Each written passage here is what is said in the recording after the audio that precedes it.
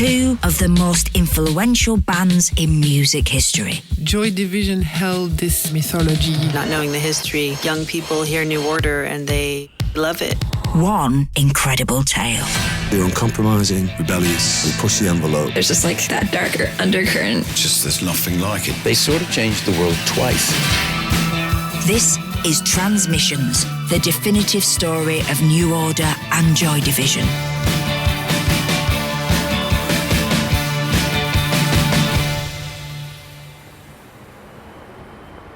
March 1980.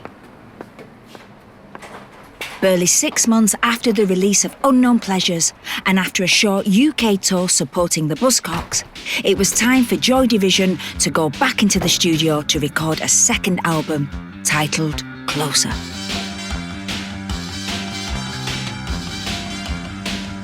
And to capitalise on the band's growing success and to help evolve their sound, a decision was taken to move to the capital and use a recording studio built by Pink Floyd, Britannia Row Studios. There was a great excitement about moving to London and staying away from Manchester, which was really our first time that we'd recorded like that. It was Martin Hannett's idea to go to London. We'd already worked in 10cc's studio. I think he fancied Pink Floyd's as being like the most modern, shall we say, or one of the best equipped recording studios in London. And to be honest with you, once we got into Brit Row, it was great. It was like a different world from Strawberry. We were working during the day, which was fantastic as opposed to working during the cold nights. I remember the highlight of the first day being when they brought sandwiches round, unprompted. It was part of the deal for getting the studio. And I must admit, it felt like going to your gran's. They were high quality sandwiches, I must say, and very enjoyable for that. After the steep learning curve of recording their first album, the band were keen to stamp their authority on their second outing. We were more confident in what we were doing. Bernard and I, in particular, felt that we were definitely going to contribute more to the mixing and make sure that we maybe found a point where we could meet Martin Hannett somewhere instead of Martin doing it all on his own and us feeling we weren't getting the best representation. With a plan in place, it was time to record a new song which had struck a note with the fans on tour.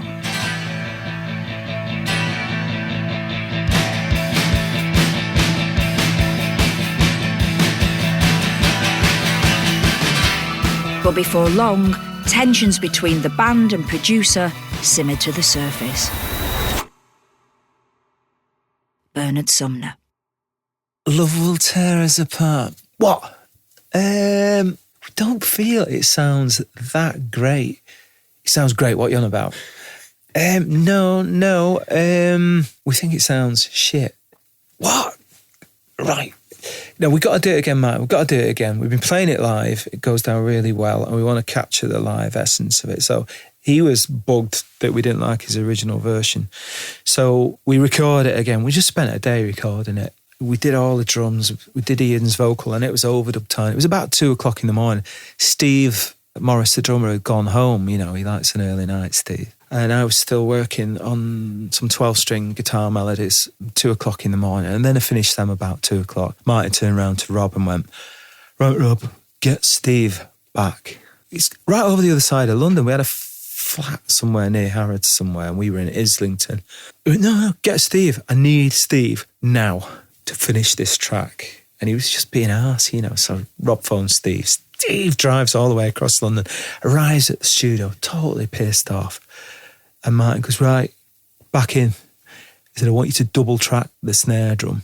And you never double track a snare drum. You never double track a snare drum because it phases and flanges and makes all sorts of weird noises.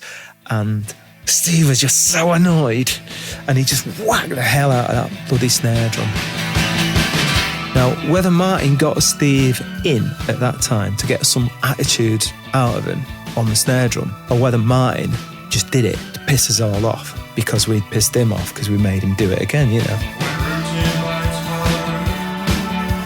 It's hard to tell.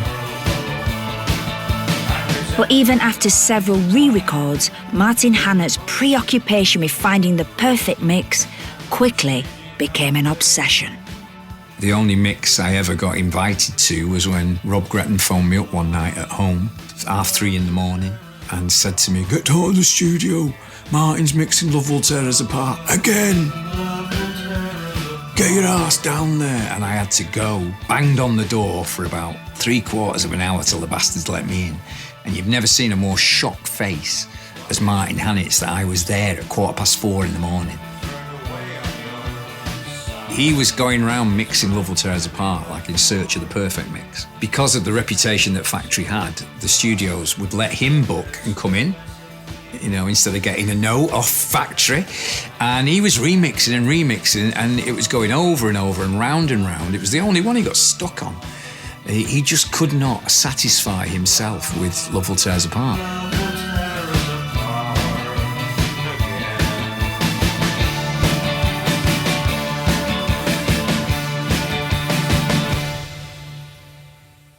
One evening, while Hannett and the band were squabbling in the studio, they were interrupted by a group of young Irish lads.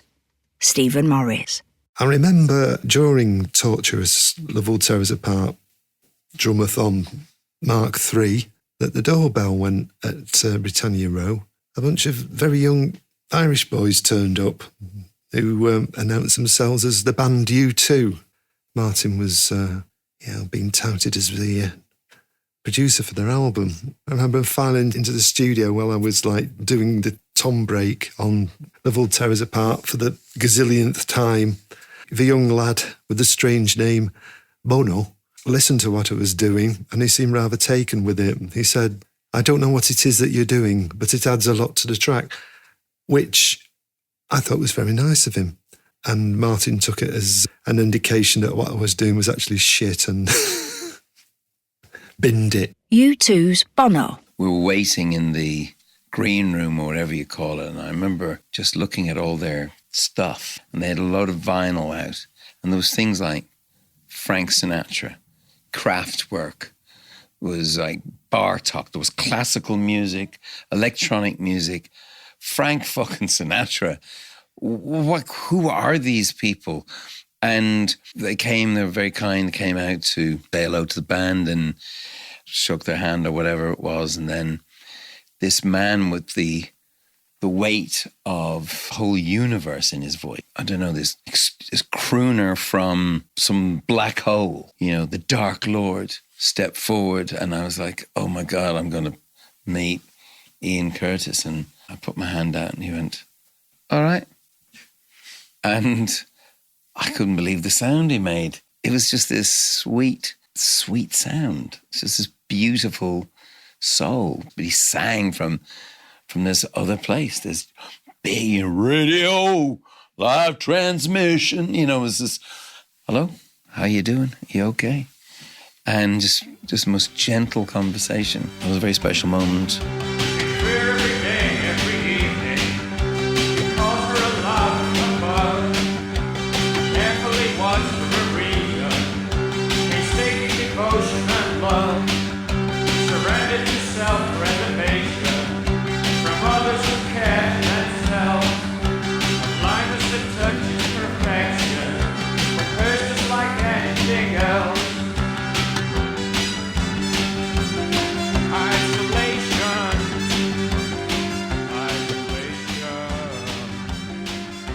With the recording sessions finally taking shape, it was time for designer Peter Saville to help create an album artwork that would be as memorable as its predecessor. They gave me the material that they wanted for Unknown Pleasures, and I did the best I could do with it. Then it became collaborative, so when they were recording Closer, they didn't have time to go looking for pictures. It's always like this with groups. First album, title, tracks, cover, it is something that they're prepared for. They've been thinking about it sometimes for years. And then they get busy and then they don't have that kind of time anymore. That was the case with Closer. They were in a studio, Britannia Row in London, recording an album. And I was, being me a few miles away. I didn't know what they were doing. I didn't hear anything. I don't think we even discussed the title that day. But by this time, this was, let's say, 12 months into to factory, you know, Rob understood that I always had something that I wanted to do. So effectively, he came to me and said, what are you into? You know, I'd done Unknown Pleasures for them and they'd given me this scientific diagram and I thought I needed to complement that in some way. And I didn't really have anything like that. Instead, what Peter was into at the time was a French photographer called Bernard Pierre Wolff. And there was one photograph by Wolff which caught the attention of the band. An image of an Italian tomb sculpted by Demetrio Pernio in 1910. Eventually, I showed them the Bernard Pierre Wolff pictures and said, well, if you really want to know personally what I'm into, I'm sure it's not relevant to you at all, but actually, I'm fascinated by these photographs at the moment. And they were fascinated too, and they chose one of the pictures that they liked. And so it was serendipity that day that we chose the image for Closer. And then ultimately, you know, any attempt to seek a consensus, you know, became dysfunctional and divisive. Each of them disagreeing for the sake of it. And inevitably a direction or a decision would just default to me.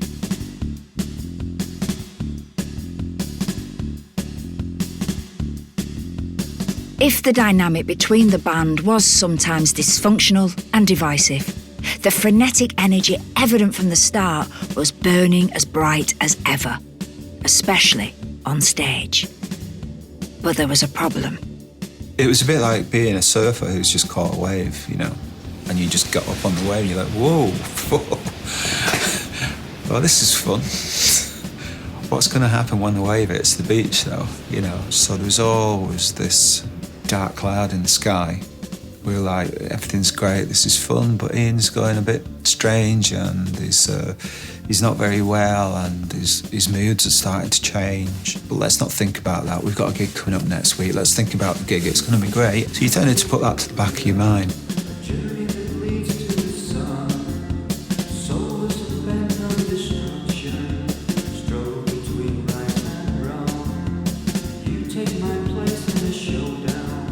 After marrying his childhood sweetheart, Deborah, at just 19, and with a baby daughter not even 6 months old, the tug-of-war between Ian's home life and his nomadic and increasingly demanding music career was starting to take its toll.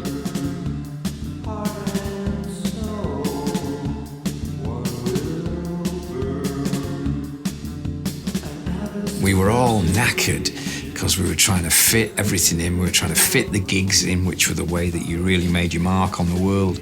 And you soon lost heart. You know, every time you didn't get a gig, you lost heart. And he would be the one. Don't worry, come on. And yet, ironically, he was ill. He was suffering. He was going through a terrible time in his personal life. Really, it should have been us picking him up and running with him, you know, not the other way around.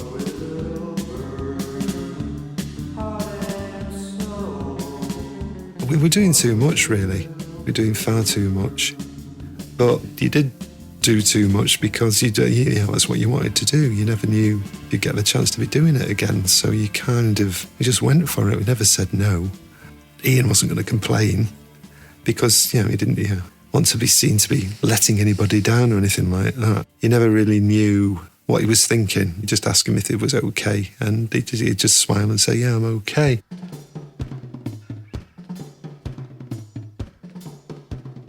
With cracks appearing in his marriage, Ian began suffering epileptic seizures in late 1978. I mean, sometimes, unfortunately, Ian used to have a fit on stage. I remember one song when the drums stopped, but Ian carried on dancing for a bit, and then that turned into a grand mal fit, and we had to physically carry him off stage. And when we were taking him through, I think it was a gig where we supported the Stranglers, and we were taking him backstage, and people were pretty unsympathetic about it, making rude comments and stuff, which was shocking then. Yeah, people can be pretty cynical, really, but you have to tough it out and fuck you, you know. Silence, the doors open wide, where people could pay to see inside. For entertainment, they watch his body twist. Behind his eyes, he says, I still exist. This is the way, step inside. This is the way, step inside. This is the way.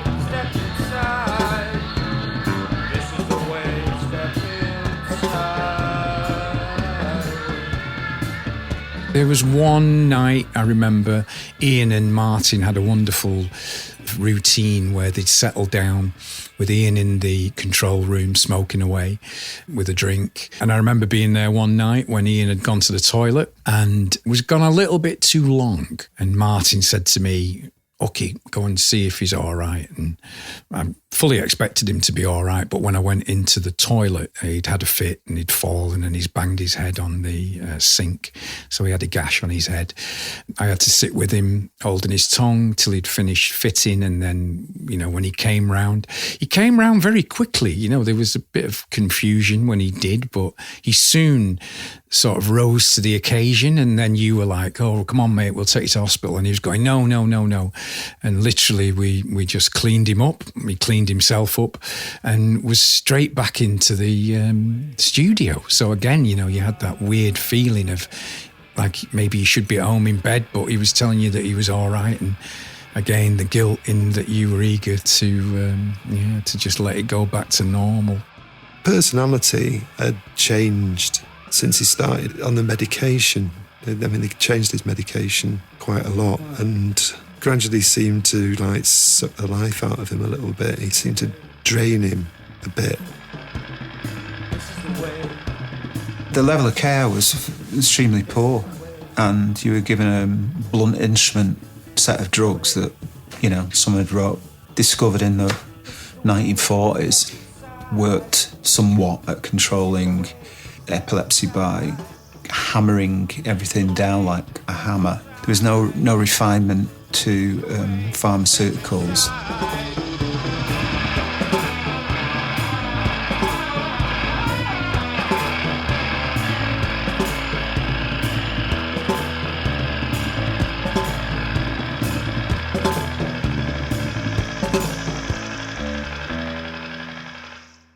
Incidentally, he wasn't born with his epilepsy.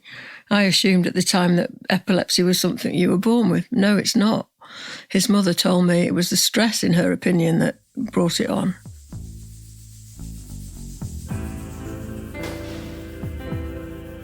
Factory Records' Lindsay Reed, who was at the time married to label boss Tony Wilson. During the recording of Closer, Ian became intimate with Belgian journalist Aniek Honoré. His life became even more complicated, even more difficult to negotiate.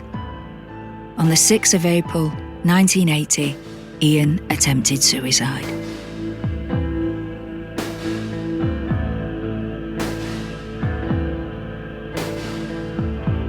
Procession moves on, the shouting is over. Praise to the glory of loved ones now gone. He had a girlfriend as well as a wife.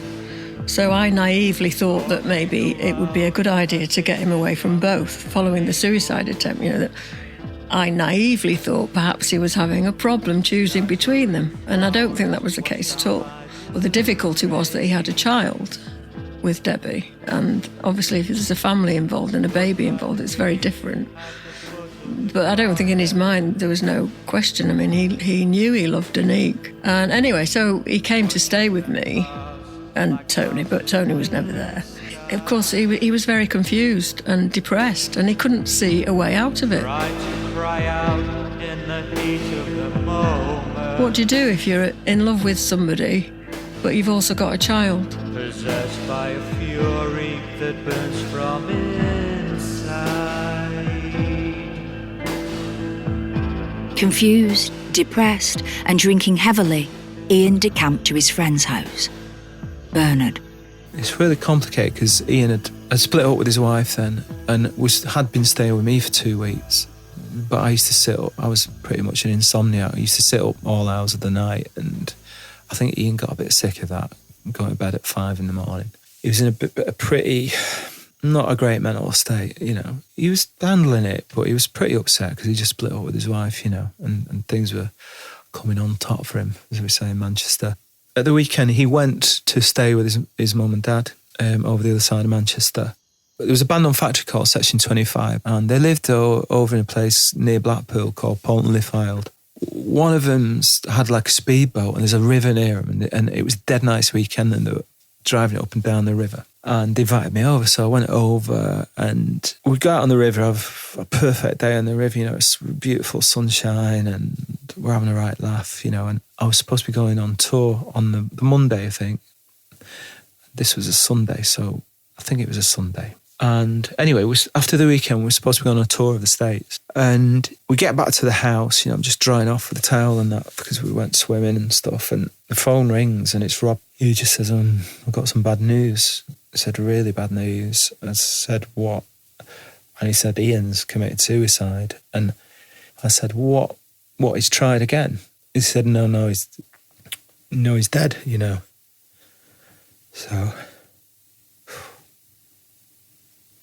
So it was just an enormous shock, and I remember the room spinning round, and just like you'd been hit with a sledgehammer.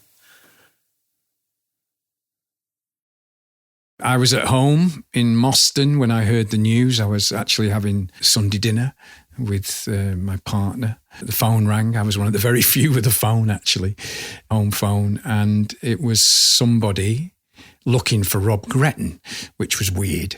And I said, well, why are you looking for Rob Gretton? And then he told me he was a police sergeant in Macclesfield and he had news for Rob Gretton. So I was like, shit, what's the news?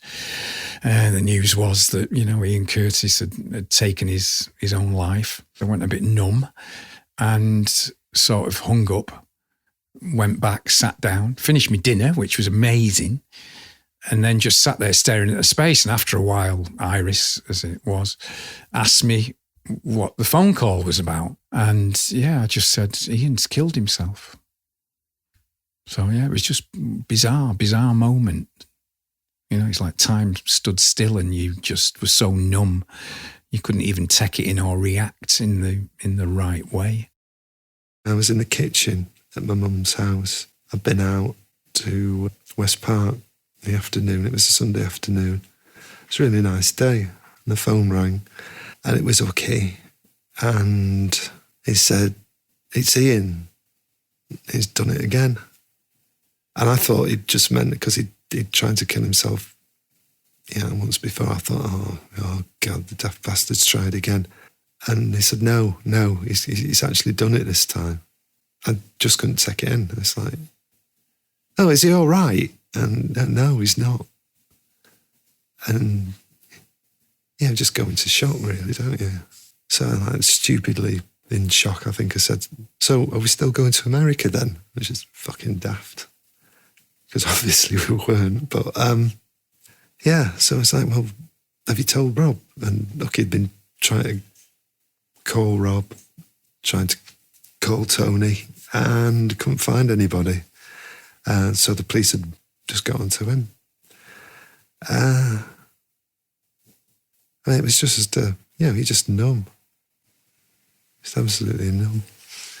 I was at home and it was a really beautiful sunny day, which seemed at odds with the news, which was as bleak as it could possibly be. Once the papers got hold of it, it's great, nice tabloid story, isn't it? Dead rock star. Like they do, they get it wrong, make it more lurid. I remember one story, it was Manchester singer dies of heroin overdose. And another one, this Manchester singer found hanging from a lamppost in town centre. And it's just, can you make it any worse? It was ridiculous. I think most people were shocked as we were. It was horrible. Pretty horrible.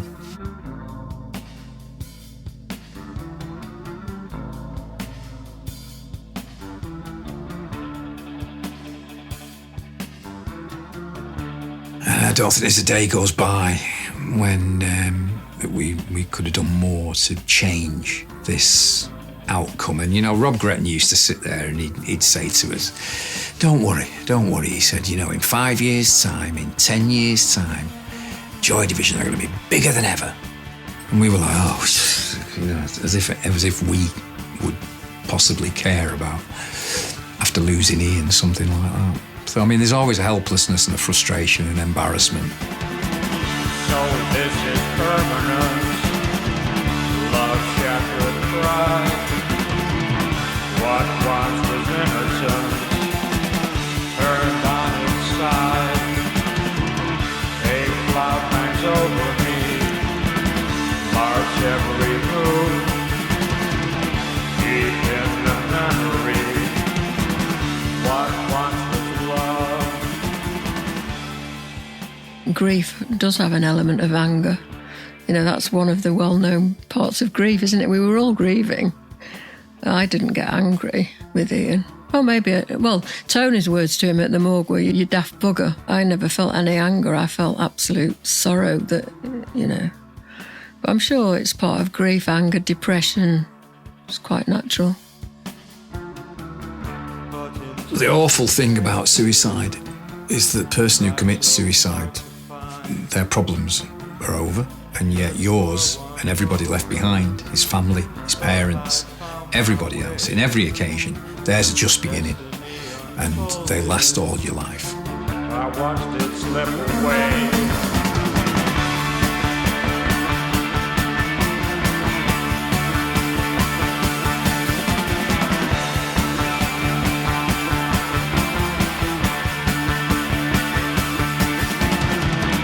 Excessive flashpoints beyond all reach.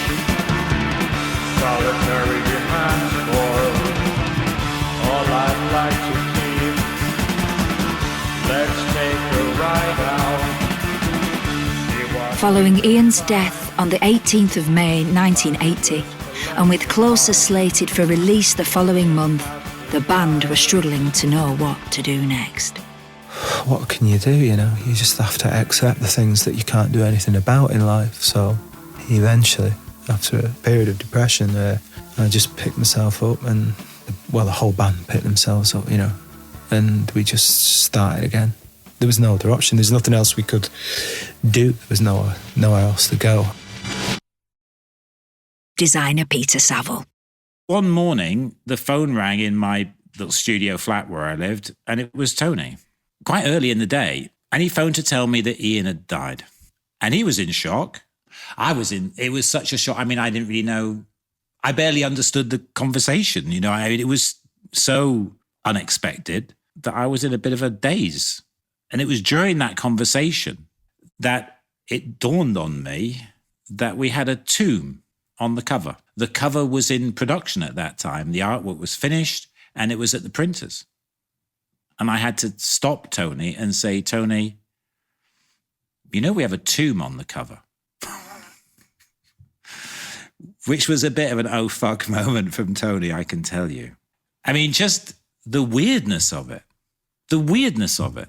You know, like maybe a few weeks previously, collectively with Ian, I had shown them some pictures of a cemetery and they had collectively chosen a picture of a tomb. And now Ian's dead. It was too weird. It was too weird. And Tony had to take that question back to the group. Do we go ahead with this? Because it might seem incredibly exploitative. It could seem kind of vulgar, but they concluded that they'd chosen the picture together, and so they would stick with that collective decision. I mean, you know, I can't look at the cover of Closer without wondering what was in Ian's mind when they chose that picture.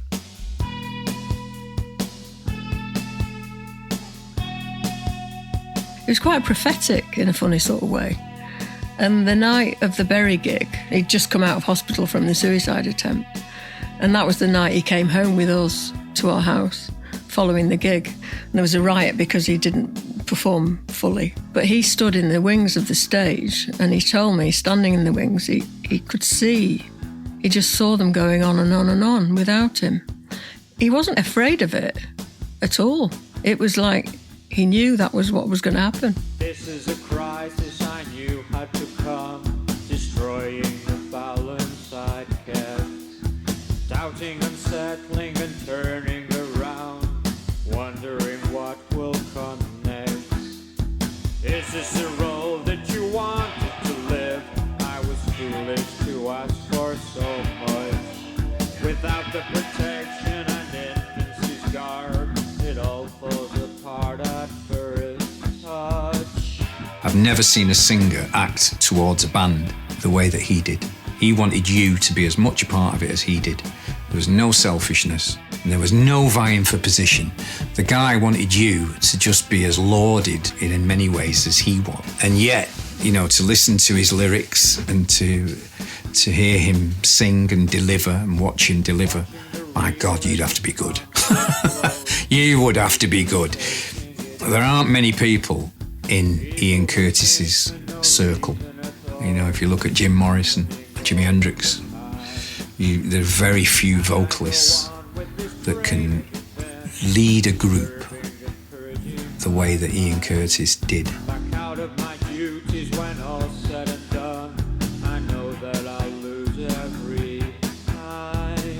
I mean, probably I can imagine a Jim Morrison type pathway for Ian, that perhaps to have, you know, sort of slipped away from music and become a writer. I don't think that Ian would have stayed in a group forever and ever. He made this incredibly authentic gesture. I've referred to it as the last true story in pop.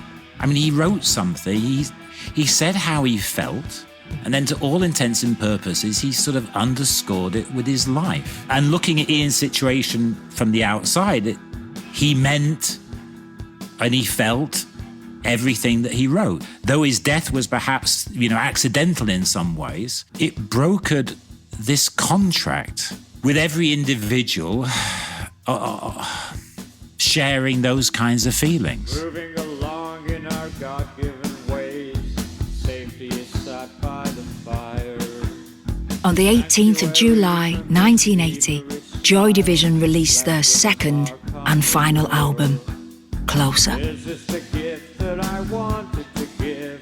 Forgive and forget's what they teach. Go pass through the deserts and wastelands once more and watch as they drown by the beach. Following brilliant reviews, it reached the top 10 of the UK music charts. The album contains many incredible songs. Isolation. Heart and Soul.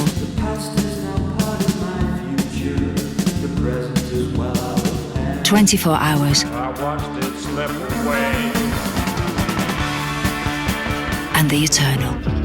Just watching the trees and the leaves as they fall. And in the 40 years since its release, Closer has been described as the crown jewel of post-punk.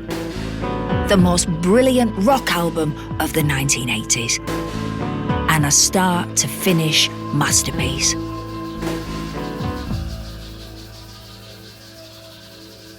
A month prior to the album's release, Joy Division put out a single which not only proved to be a musical epitaph to their late singer, but is considered one of the finest records ever made, beloved by fans, writers, and musicians working today.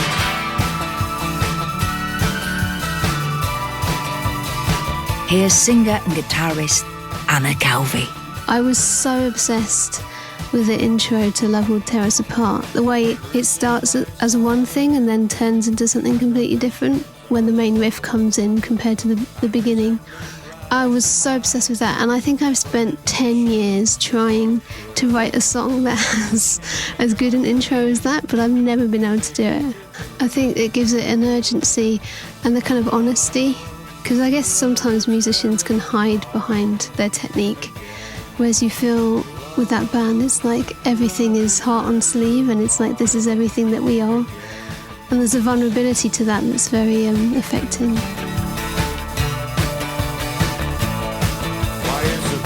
This is Thurston Moore from the band Sonic Youth. Love Will Tear Us Apart is assuredly is like an impeccable composition. Every aspect of it is that. It's not something you can really enforce. It happens really sort of in a charmed way.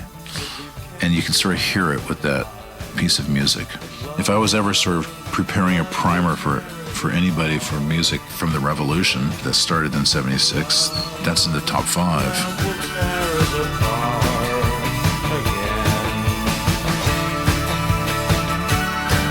Here's Perry Farrell from Jane's Addiction. My mother took her life, and can hear his sadness in his heart. You could hear the desperation in his heart.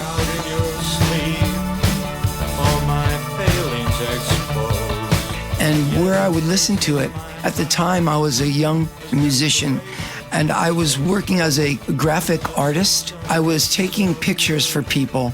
I would shoot in this dark room all day long, smelling these chemicals. Eventually I got fired because I was doing more of my own stuff than theirs. But that's where I was listening to Joy Division.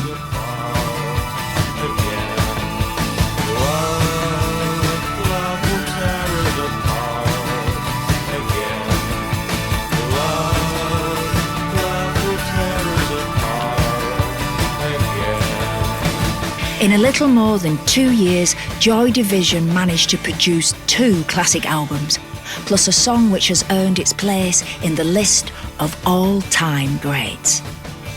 Ian's life story has been immortalised not just in his music, but also in 2 feature films, as well as countless documentaries and books. And according to Peter Saville, it was his tragic departure which in reality helped keep the show on the road for years to come. Ultimately, it was Ian whose sacrifice was the capital that was then going to sustain Factory Records for a decade. You know, Ian died, and that precipitated this unprecedented sale of records. You know, The Closer sold, Love Will Tear Us Apart sold, and then the people who bought that then went and bought Unknown Pleasures. And Ian's death was the capital which was then going to sustain Factory for the next 10 years. You can't put that in a marketing plan. You can't put that in a business model. It just happened.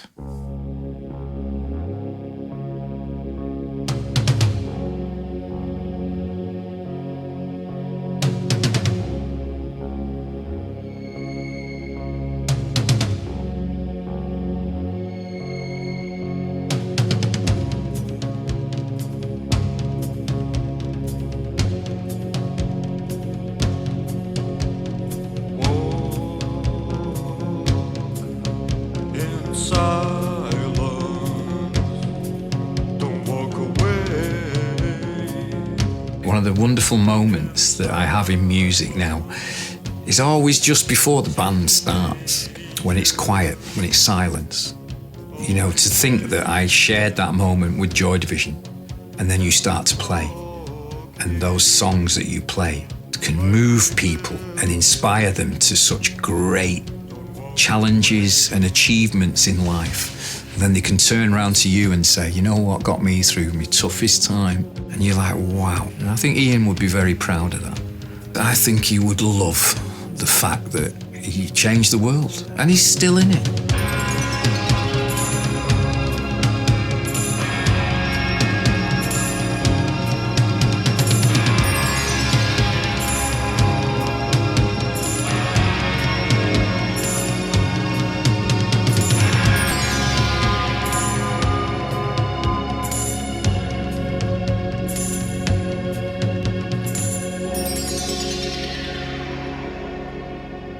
Coming up in episode 5, with Joy Division over and Ian gone, New Order begins. We all knew our roles in life, and we're happy with those roles. The one job that nobody really wanted suddenly became vacant. I think when we're in the studio, it really reminded us of Ian, and we really missed the fact that he was not there anymore. Plus, 3 becomes 4. Again. But it was a bit weird at the beginning, of course, because I'd been to an all-girls school as well, which is a bit of a weird. And as New Order search for a new sound, tensions rise in the studio. Again. It was a ridiculous proposition, really. We should have gone in and kicked the fuck out of him. But, you know, that's something that you think and learn afterwards. That's all in the next episode of Transmissions, the podcast. I'm Maxine Peake. The producer is Craig Templeton-Smith, and this has been a Cup and Nuzzle production.